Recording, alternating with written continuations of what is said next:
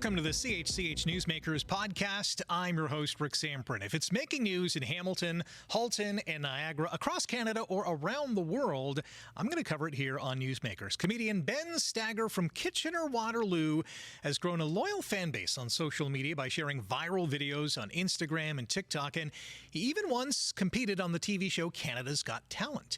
In one of his most recent videos, Stagger nearly broke the internet when he visited the Hamilton beach strip with a Hamilton Beach kettle. We have never seen anything like this before. This is a moment in history. I am holding a Hamilton Beach branded variable temperature kettle on a beach in Hamilton, Ontario, Canada. We have never seen Ben Stagger joins us today on Newsmakers. Welcome. Thank you very much for having me here, Rick. So I caught this video on social media, and I thought, I got to have this guy on the podcast because this is unique. That's one word that came to mind. Yeah, sure. Yeah, of course. Let's talk about this video. How does this and many of the other videos you create come to mind?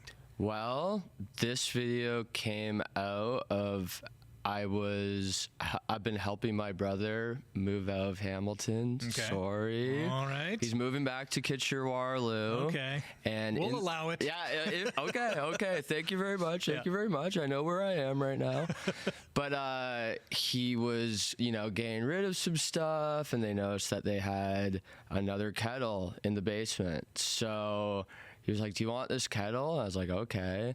And typically, sometimes when I go places, like anywhere, whenever I have like a job to do or something, I'm like, okay, if I'm going to a different town or city, I'll try and make a video somewhere there.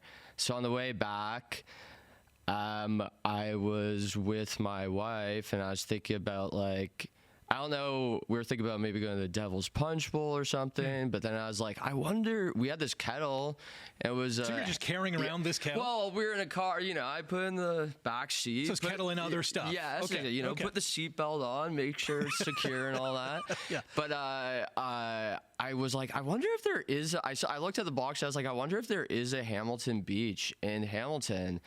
And the power of Google, people. Yeah, you look it up, and sure enough, there is a Hamilton Beach.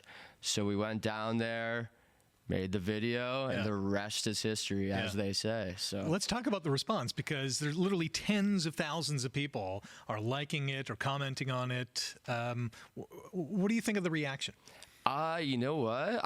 I was happy with the reaction. I was, Were you surprised it got that many responses? Yes and no, because sometimes you could have a feeling that oh, this video might do well. And that video, I was kind of like, well, lots of people know Hamilton Beach, like the brand, it's in all sorts of stores internationally too. So I was like, it might do well. Yeah. And I mean, where it went, it was awesome. Yeah. So I was kind of surprised, but at the same time, I was like, Hamilton Beach has a universal quality to it. Yeah. It resonates all around the world, so maybe this might do well. Absolutely. So, yeah, there it is. Have you returned to the beach at all since this? Returned once with Hamilton Beach. The company reached out to me, Really? and they organized an event where we went back and repeated history again, and we're giving out Hamilton Beach blenders and shirts with me holding the kettle, the variable temperature kettle above my head. And I will say, because in some of the comments, people were like, oh, I did this before and whatever. I hadn't seen a video like that before. Yes. But I chose my words very carefully. I said, first time in recorded history. Yes. And the variable temperature kettle aspect to it is often led out of the equation when people are saying that they may have done it before. Did you do it with a variable temperature kettle? No. Was it recorded in history? Nope. That's a question we have to ask ourselves, Boom. I'd say. I think you nailed it, yes. Yeah. Where did your love of comedy erupt from? Where did it erupt from? I would say, as a kid watching movies and TV, probably. Love Mr. Bean, love Jim Carrey, love Robin Williams, and love to laugh, I think my parents and my brothers, and like I thought my grandma was always really funny. So I don't know. I guess we're a family that like to laugh, and sometimes you want to try to make that your life, and I guess that's part of my life now. So these were inspirations on your comedic journey. When did you think, I might be able to make sort of a career out of this? I mean, it's been a long sort of road that we're still on right now. In the early 2010s, I went to Humber College for the comedy writing and performance program, and that's when I was like, okay, maybe I could do something with Was this. that like an eye-opener for you? Like, oh, this is how they do it. Yeah. Well, it was like, I don't know if there's any way I could try to hone my skills or like try to, narrow in on what I like doing. Maybe this is it. They have a program, and like I think at that time, like there was a guy like in Kitchener who I knew went to it. So I was like, okay, why don't we try? I didn't know what else I wanted to do. So I did that, but then after I graduated the program, I kind of got like cold feet, and I was like, I don't know if I want to do this. Can I do this for my life? So I moved back to Kitchener-Waterloo. I tried becoming a plumber. Shout out to Mario and Luigi. You inspired me. I wanted to be what you were for New York to Kitchener-Waterloo. I didn't complete that mission though. So you're not a plumber? Unfortunately not. Okay. But maybe after I retire from this career in my 60s, I'll do an apprenticeship. Who knows? There you go. So you're holding out hope. The tide could turn. You got to do lots of things in this life. You only get one opportunity at it. So eventually, I moved. I still had friends like in the industry and stuff, and I eventually did move back to Toronto, and I was like, okay. Originally, I was like, moved back, and I was like, maybe I'll try plumbing here. But then, I don't know, I had some friends who are still doing stuff. I was like, oh, I think I actually like this better than plumbing. Yeah. So you said you had cold feet. Did you discover the reasoning for that? Was it a fear of failure? Yeah, probably a fear of failure. Honestly, like, I don't know. I feel like my self-confidence has grown over the years, but I feel like I just wasn't like super confident in myself. Ready for the moment. For real, yeah. So, yeah, I don't know, and that's what it's everything happens for a reason, and maybe that time away from entertainment was a good. I had to go on the construction site and figure some things out. How long of a stretch was that? It was about 2 years. Really? Yeah. So what was the trigger to say, you know what, let's try this comedy thing again? Just that my friends that I'd already made were still doing it. I went to some shows and stuff like that. I think a friend of mine, like, he was going to open mic, and he's like, oh, why don't you come do it? And then I went on stage, and I didn't have much prepared, but I was kind of like thinking, like, while I was in the crowd, it went it went decently well. So I was like, okay, maybe better than you expected. Yeah, maybe this is what I enjoy doing still, you know? So did you get an adrenaline rush there? Like, did that moment have you to say, okay, I'm doing this now? Kind of, I would say. It was kind of like, okay, I should continue doing this, you know? I was just like, I don't know why I thought plumbing, but I don't know. Why? I don't know. Sometimes when you're young, you're confused, and were people infiltrating your brain thinking? Not really. It was like I literally feel like my parents were like, "Oh, why are you like you just did this thing? Why do you want to do this now?" So, it was just me messing with my own mind. Potentially. Right. So there was no family members in the plumbing business? No, honestly, there wasn't. So interesting. You know? You know? So now when you're on stage, and is it stand-up or... Because I know you went to Canada's Got Talent, you actually sang a song. Yeah, well, you know what? The Canadian entertainment business, it's hard, you know? You got to do everything. You got to sing, you got to dance, you got to tell some jokes. Right. So I also do play music, and I kind of went up there with a song I wrote about the town that I am from, the two towns who, you know, they're two towns that are one, plus Cambridge, Ontario. Shout out to Shout out to Cambridge as well. Let's not forget Cambridge. No. And yeah, I went there and I decided to play a song for my hometown with, yes, some humorous elements to it, of course. And I did what I had to do. I got buzzed out, but it only made me stronger. It only led me towards Hamilton Beach, right? All roads lead to Hamilton Beach, there you I go. think. So who buzzed you out first? Do you remember? It was a fever dream. I don't know. That's a good question. That's a good question. Did you watch Maybe it? It was Cardinal Official. Did you watch it back afterwards just to see how it went? I did watch it with friends. I think I was covering my ears and potentially my eyes. I was like maybe going like that. But yeah, I haven't like, you know what? I feel like I probably haven't fully watched it without some sort of censors on me, but it's okay. It's okay. I know what happened. I was there. I was there. Yeah. So. What would you have changed if you had to do it over again? If I had to do it over again, I don't know. I kind of had I had a good time. Sure, I didn't make it past where I wanted to go, but I had a good time. The so I still hate to value, be right? And you know what? That it shows growth, because that situation did not get me going back to the plumbing company, seeing if I wanted to change careers again. There you go. Failure is good sometimes, right? You cannot progress sometimes if you don't stumble along the way. I know. Where would we be without getting buzzed out by Howie Mandel? How is your songwriting career going at the moment? Are you working on it? Yeah, it's going fine. I am I like to do so many things. I'm recording another album. I love, making music, making humorous music, sometimes not humorous, and it's just all part of the journey. Like I said, Canadian show business, you gotta do everything. You gotta put your feet in every pond, Right. So that's what I gotta do. What kind of genre are you in? I would say I'm some sort of singer-songwriter. Sure, the singer-songwriter genre, if that's a genre, with elements of humor. Sure.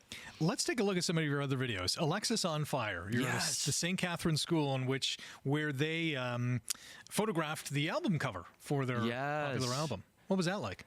That was really cool. I was with someone from St. Catherine's at the time. His name is Gary. He worked for MTV Live. Okay.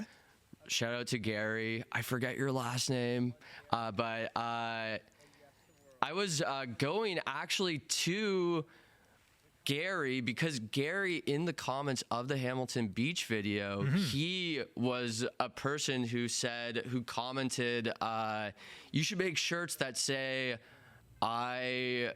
we're at Hamilton Beach with a Hamilton Beach kettle. Right. I don't know the exact wording. So he wording. came up with the t-shirt idea. Yeah, on the comment. And then he wasn't able to make it out to the event. Okay. So I drove to St. Catherine's to give him the shirt. And while we were there, he's kind of showing me around. And we're just kind of talking, like thinking of things I'd wanted to see. And I did mention that Alexis on Fire is here, as I really liked that band when I was growing up. I still do.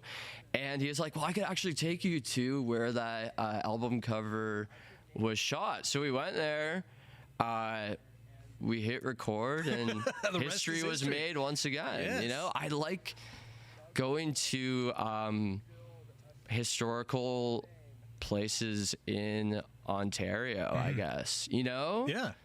I think as a kid, I was often sometimes like jealous of the States or whatever. I remember like really wondering as a kid, like, do they ever shoot like movies in Kitchener-Waterloo? I remember thinking that and stuff like that. I remember being super excited when the movie Men with Brooms came out. Okay. Canadian movie. Yeah, iconic. And so I think that's sort of like, I don't know.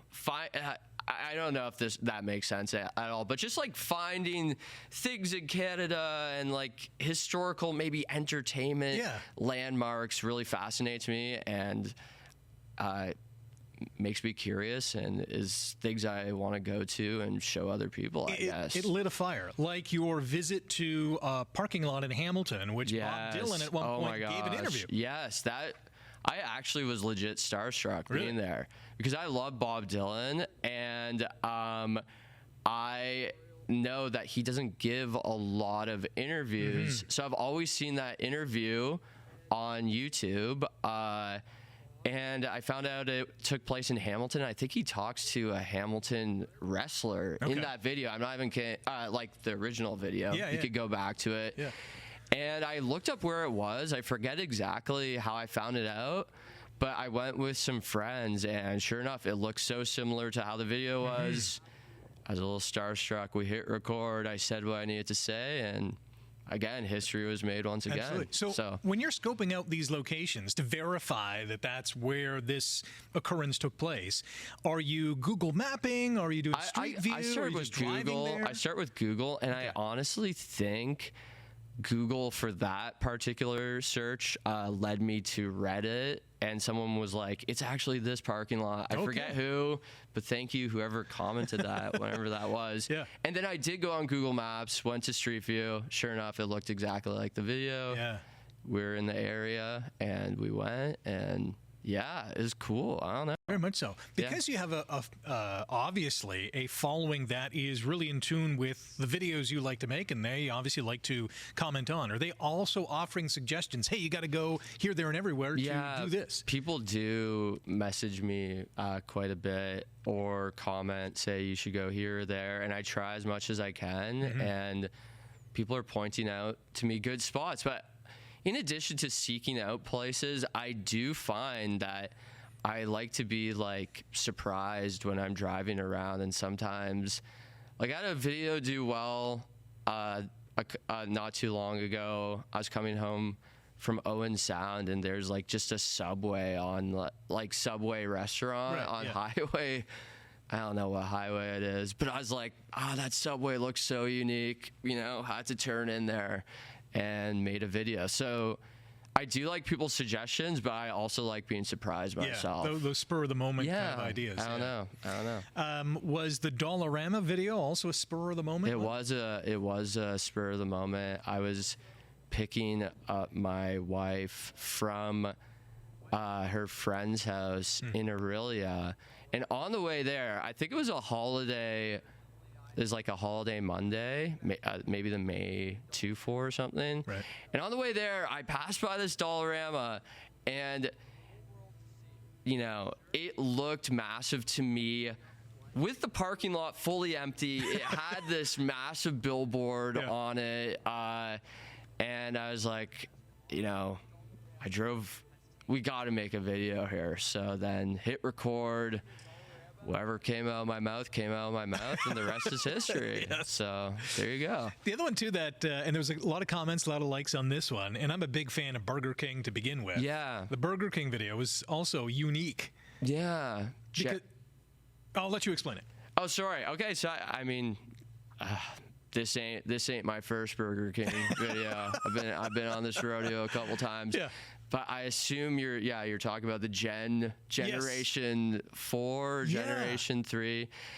This is like a double-decker Burger King or something like that? Oh, there's that? Okay, so I think I've made about 3 Burger King videos. Clearly you're a fan of BK as well. Well, you know, I actually, this is part of my family history. I addressed this in a recent video I made where I went back to the Burger King that my father managed in the mid to early 80s in Mississauga, Ontario. So it's Burger King is somewhat in my blood, despite the fact that I can't eat Burger King due to, yes, my multi-decade battle with celiac disease, which I assume will come up later in these questions. But so Burger King, it's in my blood. I guess that's where my fascination maybe comes from. Maybe sometimes subtly, I don't even notice. But when we were in St. Catharines the other day, I noticed this Burger Ing that, you know, Burger Kings are going through a renovation right now. They are moving on to the next generation. They are evolving with a more retro look, which is fine, you know. So there are only a few that I have seen that are like left in the generation that I guess was present for like around 20 years, perhaps. Yeah. I forget if Gen 3, Gen 4. So we went there. It had a massive Gen 3 or 4 logo. And I just was talking about it and don't really remember what I said. Yeah, but you got a good response nonetheless. yeah, I guess people resonated with it. And hey, I guess that's all you want from, you know, whatever I do. There are some comedians who, like, they write down a bunch of things, or, you know, they'll see something, whether it's at a park or a shopping mall, whatever the case is, and they'll make a note of it. Are you that kind of person and then kind of revisits that idea, or is it just the spur of the moment things? I think it's a combination of both. Okay. Sometimes, like, if I pass a place that's like straight, like, I'm just gonna pull over here and make a video, it's usually like off the dome. Maybe I have like some like little ideas or like, you know, what the like my main talking points I am gonna say. What the hook, sure. Or like oh, I didn't go to university, but what is that, like the crux of an essay or something like that? Your thesis, my thesis statement. I know what my thesis statement is gonna be. But then other times it's just, you know, it just comes up, you know, and, you know, light bulb a higher power takes over and who knows. But then other times when maybe I'm going somewhere, I do, like, sometimes I write in my notes app, I have a couple notes, but I would say I'm never really like fully following a script. And I do really like to, even if I have like a few things planned out that I want to say, like I do like really like spontaneity to take over, because I find sometimes like some of my favorite things I have maybe said are spontaneous, and I think there's something much better than scripted, right? Yeah. And it makes me really be like, wow, actors are really talented, because they can make, you know, like a line seem so real and spontaneous, but sometimes like the most real lines that I feel like I say are the ones that are literally spontaneous. It's life happening. You know? No, it's a good point. You have some videos that have thousands of views, other have tens of thousands, other literally have hundreds of thousands of views. Yeah, some have hundreds. Some have hundreds, sure. I mean, is there a secret formula or a secret recipe to get those big numbers, or does it just happen organically? I think it just kind of happens organically. I feel like I just like, you know, I've kind of just always wanted to, in terms of making these videos, just like kind of want to do what I want to do. You know what I mean? Not like there's all these like videos that'll pop up and be like, this is what works on the algorithm or whatever. Right, yeah. But I just try to like do whatever I find interesting, because like I know obviously I do a lot of Ontario based stuff, a lot of Canadian based stuff, but there have been times, you know, I feel like I started with my first videos that started blowing up were during the pandemic. I was working for a production company, and I was like in charge of like actors who were coming in from the States, and they had to like quarantine in Horseshoe Valley for like a couple weeks, and I was like responsible to get them groceries and stuff like that. And this is when Horseshoe Valley was closed, so I was making all these videos that were like, because it was like kind of eerie, no one was there, so I was like making all these videos being like, oh, I have a similar job to the guy in The Shining, because, you know, similar, it felt similar, you know, and so I was making those videos for a while, and eventually I didn't have that job, so I was like, oh, what am I gonna do next? So then eventually, you know, I was really reconnecting with my hometown, Kitchener-Waterloo, made lots of Kitchener-Waterloo videos. That was great. Then moved to en route. I really love going to all the en routes, and I still do. All these things I still love. But I guess what I've been trying to say is I try not to like pigeonhole myself too much, even though I pigeonhole myself in terms of the province of Ontario. It's still a big place. Yeah. It's a big pigeonhole. That's a big pigeon right you'll be there. fine for many years. Yeah, but I just tried, like, obviously I try to go back to things I've done before and make sequels, but like also still not be like too like, oh, I have to make another this type of video. or like everyone's gonna not watch my stuff anymore. I just try to like do a mixture of catering to what I've already done and then also trying to do other things, Right. you know? So Is this a side hustle? Is this your main thing? Do you have a day job? yeah, it's, you know, it's a hustle, I would say. Yeah. You know, sometimes I can make a few bucks off of doing something within this sphere, but I do a lot. I do landscaping in addition to this. You Right. know, lawns have to be mowed, gotta pay the weeds bills, have right? to be weeded, Yeah. snow has to be shoveled, but you know, I'm making moves to try to make this more full time, but it's all a journey. And you know, I've seen like some people say this. I forget who said this. I think maybe a comedian from maybe I think this is her. She's from Hamilton. Hillary Henderson. Shout out Hillary. I think she made a video being like, because there's no creator fund in on TikTok in Canada, so like we don't get paid for like views where Right. other countries do. Like the people who are doing it, like creators or whatever, are like literally doing it for the love of the game. And like, I mean, like, yeah, hoping that it could turn into something to Yeah. like help you live for sure. But like, there's a certain like element of like, I've already been doing this like for free a lot. So I'm Right. going to continue doing this, and hopefully like I am trying to actively make good like do stuff, you know, but it's a long journey, long process. And you know, some things happen quick for people, some things take a long time, and sometimes you don't know where your life's going to go. And I don't know. I've always enjoyed making videos. Shout out to Richard Sluice, Resurrection Catholic Secondary School, Kitchener, Ontario. He was my comm tech teacher, so I learned the ins and outs of video editing and Nice. making videos, and I've always just had a love for that. So Yeah. it's something I'll continue on doing. I guess whether I'm making money from it or not, you'll be seeing me 95 years old outside of an honor. When you have a passion, Yeah. somewhere in Ontario. When Yeah. you have a passion for something, yeah, you want to just keep doing it, right? Yeah. You mentioned celiac disease. Has that thrown a wrench into how you do things? You know, not like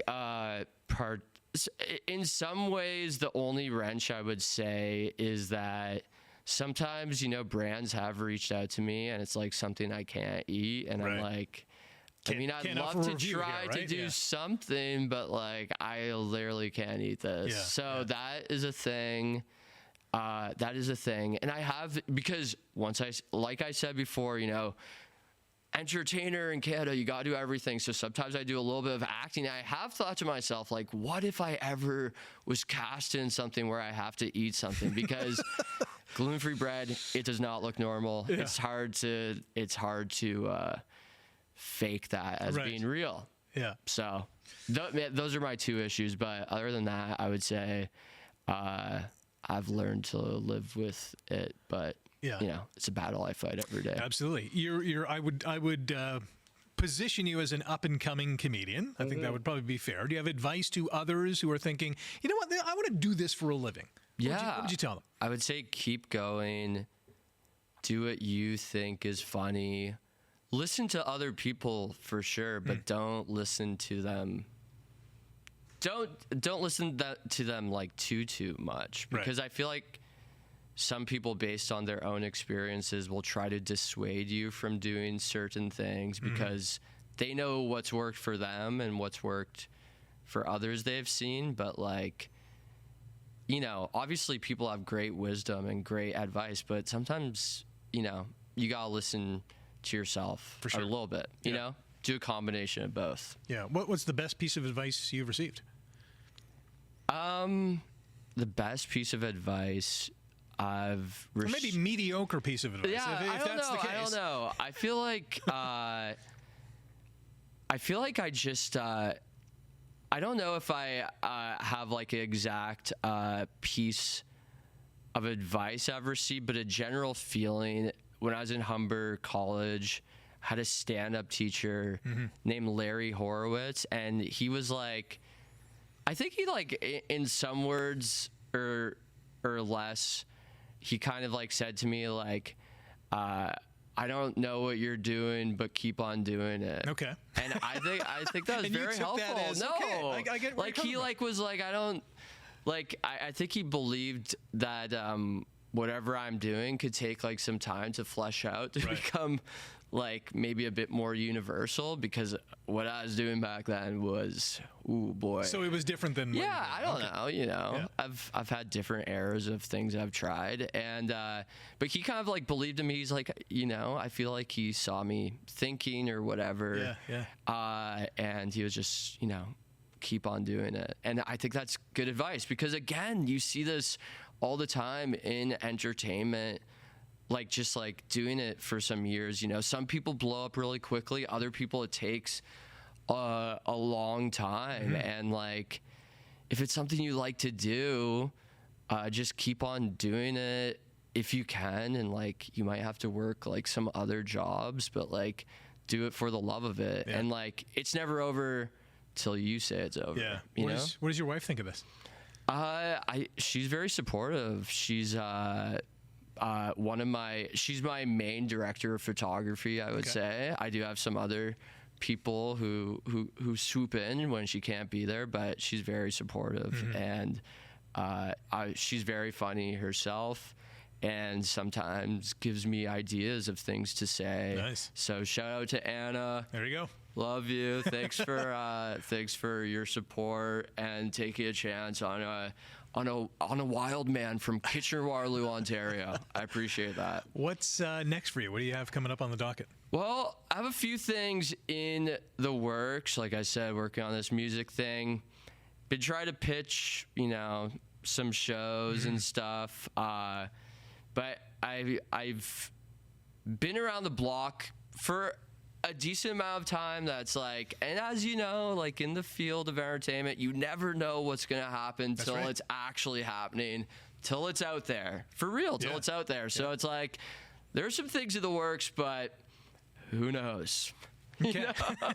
And sometimes I feel like I don't always want to say like exactly, because it's like, I don't know, you gotta like, I just have, I've had enough things like not happen that's like, oh, I'm just gonna keep it, and when it happens, it'll happen. It happens. When's the next time we will see you on the Hamilton Beach Strip? Like, that's what people want to know. Wow, you know what? I would love to see what the Hamilton Beach is looking like in the fall. Do the leaves land on the Hamilton Beach? That's a question I got asked myself. What does it look like in the winter? Yeah. How does the water freeze in the Hamilton Beach? Is the fire from the Dosco steel plants, does it keep it melted? I don't know. These are questions I have, and only time will answer them for me. So I would like to go back in the fall and in the winter, and maybe I go for a dip today. I don't know. Who knows? It's only one way to find out. Yeah. You can see the videos on your socials. Give us your social addresses. My social address, I think on most social platforms, is Benst, BENNNNST. I think at one point I did have Ben Stagger or Ben D Stagger. I did have it, but then plumbing, it got in the way. I was like, I don't know, I gotta hide myself. So then I made it Benson. That's what I'm stuck with. So maybe that's another word of advice. Maybe, well, we need plumbers, but if you're an entertainer, stick out a bit longer before you start snaking the drains. Okay, I hear you. Ben, thanks for the time today. Wonderful conversation. Thank you so much. This was Best great. of luck going forward. Thank you. And I'm sure we'll see you in the bright lights sometime soon. Thank you. The brighter lights sometime Thank you. soon. I'd love to be back at CHCH. Thank you. I've been watching you since I was a kid, so CHCH. Nice. Thank you for having me. It's a dream come true. When you hit the big time, don't forget about us. I will not. I would never forget about CHCH. Well, that's another edition of CHCH Newsmakers, another action-packed program. And listen, if it is making news in Hamilton, Halton, Niagara, across Canada, around the world, you're going to hear about it here on Newsmakers. Big thanks to the behind-the-scenes all-star cast. If you like today's episode, click the thumbs up, hit subscribe, leave a comment. Catch the Newsmakers podcast on chch.com/podcasts and wherever you get your favorite podcasts.